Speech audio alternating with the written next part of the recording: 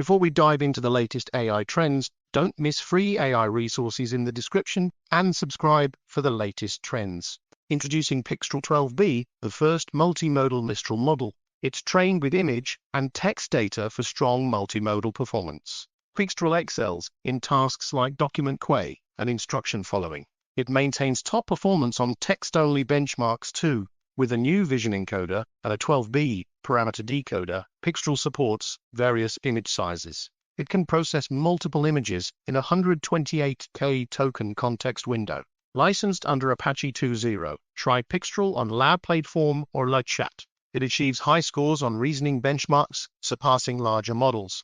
Pixtral is a drop-in replacement for Mistral Nemo 12B, offering best-in-class multimodal reasoning without compromising text capabilities.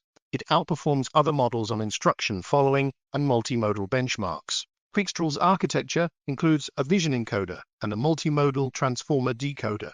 It can process images at native resolution and aspect ratio.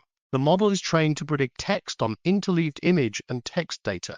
Pixtral can understand complex diagrams and charts. It can also combine information from tables into a single markdown table.